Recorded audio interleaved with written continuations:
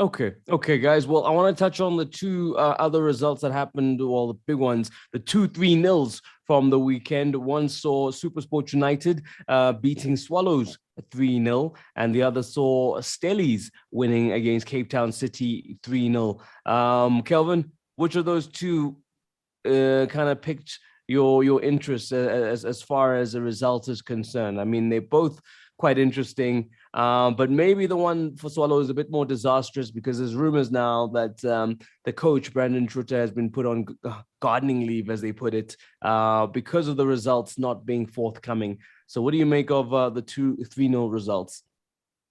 Yeah, I think the one that picked my brain was the one against the Cape Town Derby. What a game it was. End-to-end stuff. Seeing Judas Musiamedi scoring a brace against the coach that believes in him, that signed him, that gave him an opportunity to be the man that he is now, who is being now feared by most of the big team because as he comes in, he scores goals. I think the usage of Musiamedi at the Stellies has worked wonders for them. He's one player that is always sneaking in the box, waiting for those half chances to drop, makes good runs, good combinations with the speed of the players that they have. I think the results that they got were justified in a way that how the other team defended at the end of the day. Both teams tried to play, with City also trying to play, but I think at the end of the day, Stellies were unmatched with their speed, also how they control the tempo of the game, and always I was surprised to see Eric Tinkler playing a high line and knowing very well that with Judas Musiamedi, he's one of the strikers that would either hold the ball up or we look for this for a flick for those players to go behind for him to come late in the box and finish those crosses and get the end of those crosses. Yeah, with some of the players that I didn't see much rising into the game were Nodada. I think he had a quiet game on that day.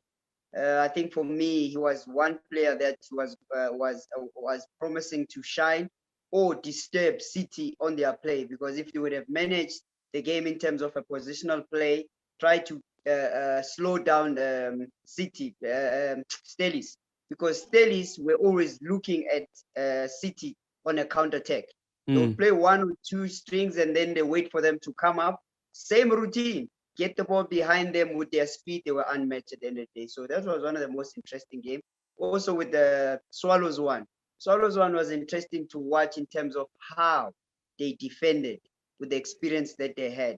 With one of the player having a very, very, very, very bad day at the office, which is Mr. Sibia. Conceding a penalty. It was just a disastrous day. I think it was for his teammates at the back with the keeper trying to get him into the game. You can't make such mistakes at that level. It was bound to happen when the pressure was on him.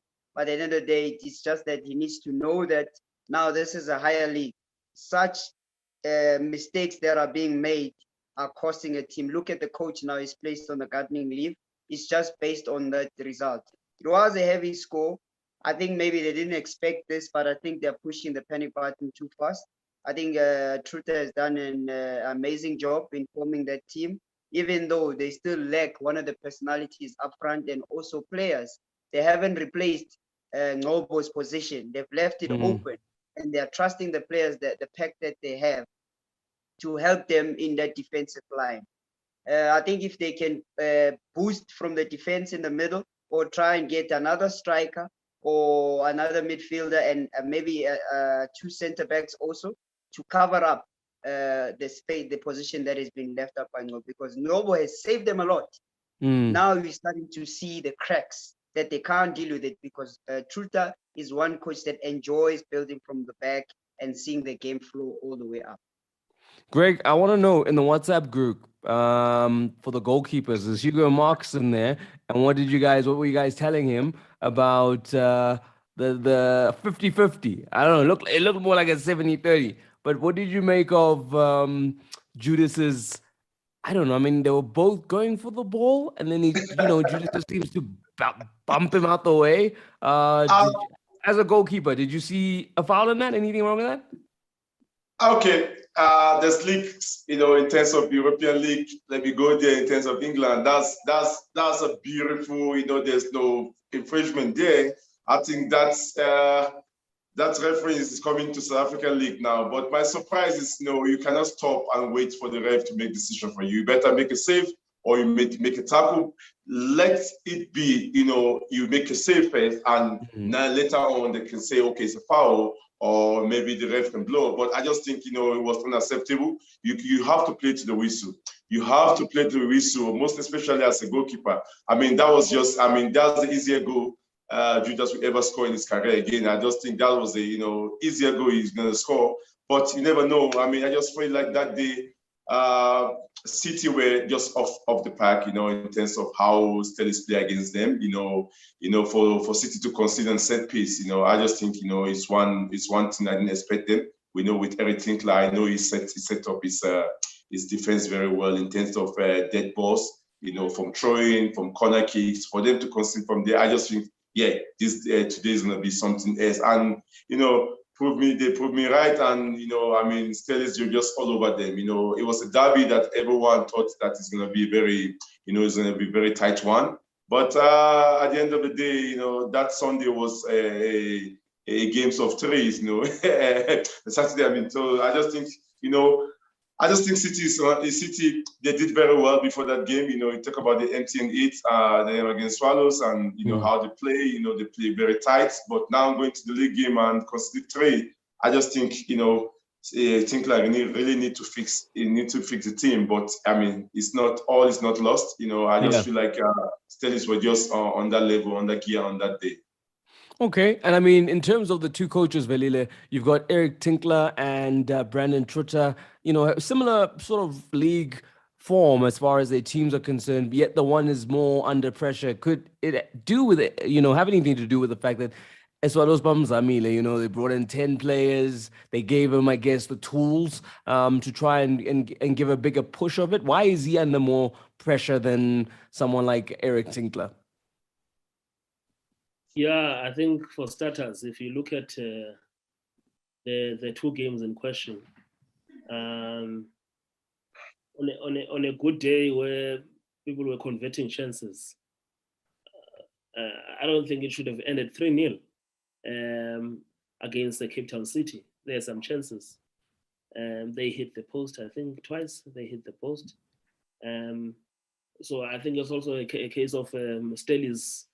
That one is one of the derbies that I enjoyed. That was a real derby, end-to-end action, So when I look at the other game that you're talking about, Swallows, I don't think Brandon Truter, whatever is going through now, is something that just for this season.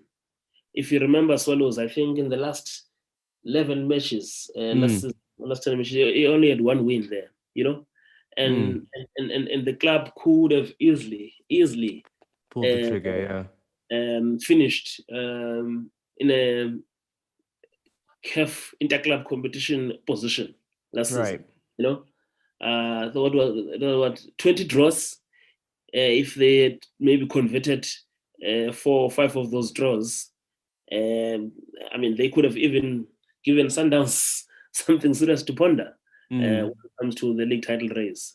So I think with Brandon Truter, it's one of those situations where you must not just limit it to this season. Okay. You must start from last season to say, was it a case of, okay, they said maybe, let's give him the first 5 matches. And we always say these things. We always say these things to say, each and every time you are getting closer to the international break, there's going to be some casualties,